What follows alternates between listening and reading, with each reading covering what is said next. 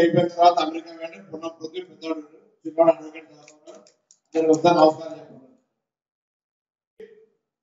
7 నియోజకవర్గాల పోటీగా మన నియోజకవర్గం నుంచి ఎక్కువ మెజార్టీ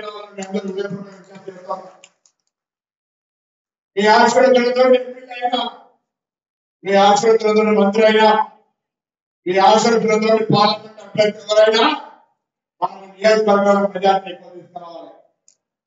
నేను ఎవరైనా ఎక్కడికైనా నిన్న మాట్లాడుతూ చెప్పినా మన గ్రామం ఒక యూనిట్ తీసుకుంటే ఇలా శివుడు పక్కన తీసుకున్నా కొత్తగా వీరభద్ర స్వామి తీసుకున్నా వెంకటేశ్వర స్వామి సుందరగిరి నిర్మాణం తీసుకున్నా ఎల్లావతారం తీసుకున్నా ఒక్కటే మాట దయచేసి చెప్పాలి. భారతీయ జనతా పార్టీ ఈ దేశంలో 10 సంవత్సరాల అధికారంలో ఉండి తెలంగాణ రాష్ట్రానికి సంబంధించి నరేంద్ర మోడీ ఒక గట్టి నేను అడుగుతాను దయచేసి నేను 5 సంవత్సరాల పార్లమెంట్ సభ్యుడు నుండి వినోద్ కుమార్ గారు 5 సంవత్సరాల పార్లమెంట్ సభ్యుడు దాని తర్వాత 5 సంవత్సరాల ప్రణాళిక చైర్మన్ పార్టీ సంజయ్ గారు 5 సంవత్సరాల ఎంపీ. నేను మళ్ళీ హుస్నాబాద్ వేదిక అడుగుతా ఉన్నా మీరు 5 సంవత్సరాలలో పార్లమెంట్ నియోజకవర్గంగా కేంద్ర ప్రభుత్వం నుంచి అన్ని రాష్ట్రాలు పోయే విధంగా కాదు అది చేత కాదు దోషులు కాబట్టి అక్షింతల గురించి మాట్లాడతారు బాత్రూమ్ గురించి మాట్లాడతారు ఇంటింటా 4 ఫోటోలు వస్తా ఉన్నారు గోడల మీద శ్రీరామనాథులు మనం ఇంతకుముందు మా శ్రీరామ గారు చెప్పినట్టుగా ఇంకా శ్రీరామనవమి అందరూ పాల్గొనలేదా శ్రీరామనవమి ఒక్కదేనా ఇవాళ చేయండి అంతేకాదు ఆత్మహత్య ఇక్కడ మహిళా అప్పగలేదు ఎవరైనా బిడ్డలు కంటే ఆ బిడ్డ తన బిడ్డని మనసు వచ్చి బిడ్డ మాత్రమే జరుగుతుంది. అప్పటిదాకా తన కొడుకుని తెలవదు కదా అని మాట్లాడే కోరుకున్న మన ఎంపీ అంటే నాకైతే అటువంటి ప్రజాస్వామ్యం నుండి తల్లి అన్నింటికంటే ముఖ్యంగా ఎవరైనా ప్రార్థిస్తే మనం గౌరవిస్తే తల్లిని గౌరవిస్తూ తల్లిని రాజకీయాలను తీసుకొచ్చి అవమానించి ఆ బిడ్డకు తల్లి ఆయన ఆ విధంగా టీఆర్ఎస్ మాట్లాడుకుంటుంది తప్ప ఆయనతో ఉండాలంటే కలిగి కలవాలంటే ఈ నియోజకవర్గానికి చేసింది ఏం లేదు ఇక్కడ ప్రజలకు సంబంధమే లేదు. కాబట్టి టీఆర్ఎస్ పార్టీలో రాష్ట్ర వ్యాప్తంగా పోటీ చేసే అభ్యర్థులు పోటీ నుంచి విచారణ చేసుకుంటున్నటువంటి పరిస్థితుల తప్పనిసరి పరిస్థితిగా కేసీఆర్ గారికి సంబంధించినటువంటి బంధువులు ఉంటే నేను కూడా తప్పించుకుంటే మానపోతాని పోటీలో తప్పించుకుంటే కాదు అది మన జిల్లా కాదు మన లెక్క కాదు. కాబట్టి దయచేసి ఇలా జరుగుతున్నటువంటి పోటీగా ఒకవైపు నరేంద్ర మోడీ గారిని మరొక పక్క మానవతావాది రాహుల్ గాంధీ దయచేసి ఆలోచన చేయండి. దేశంలో పార్లమెంట్ జరుగుతున్న ఎన్నికలు ఇలా నేను ఇక్కడ మంత్రిగా ఉన్నా గౌరవ ముఖ్యమంత్రి రేవంత్ రెడ్డి గారు ఉన్నారు కాంగ్రెస్ ప్రభుత్వం ఉంటే మన పార్లమెంట్ సభ్యులు గెలిస్తే మన రాష్ట్రానికి అభివృద్ధి ఎక్కువ చేసుకునే అవకాశం ఉంటుంది.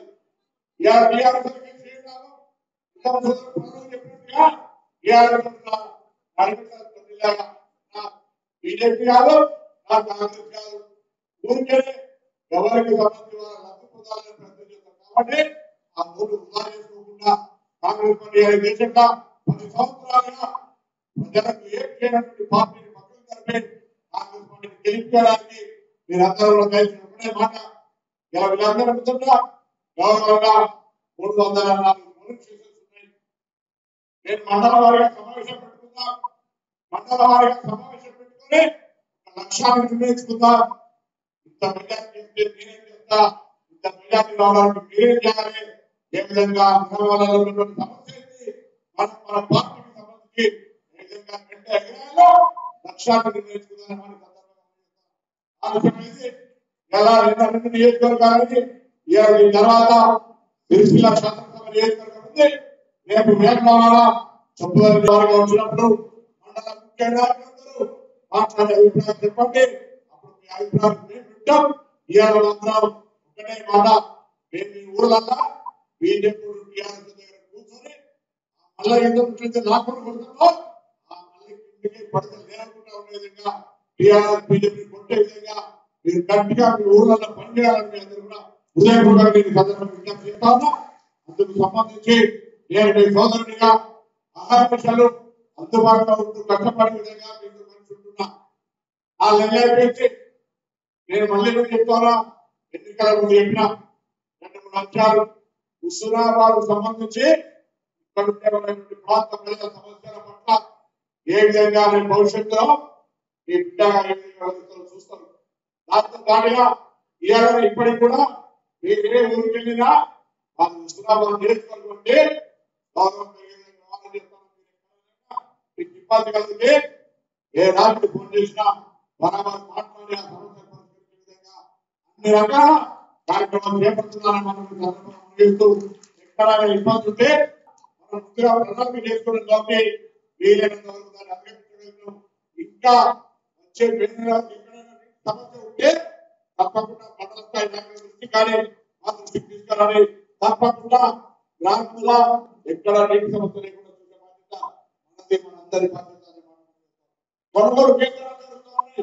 కొనుగోలు కేంద్రాలు తాను తప్ప లేకుండా బరాబరుగా అదనపు తూకం లేకుండా దాన్ని కొనుగోలు చేసే విధంగా రేవంత్ రెడ్డి గారు ఆదేశాలు. ఆ విధంగా రైతులకు అండగా నిలబడి రేపు పొద్దున భవిష్యత్తులో ముఖ్యమంత్రి గారు మొదలు చెప్పారు. ఇప్పటికే మనం ఉచిత బస్సు ఇచ్చినా, 500 సిలిండర్ ఇచ్చినా, 200 ఉచిత ఇచ్చినా, ఆరోగ్యశ్రీ ఇచ్చినా, ఇవ్వబోతున్నా. ఇంకా మిగిలిన వాటి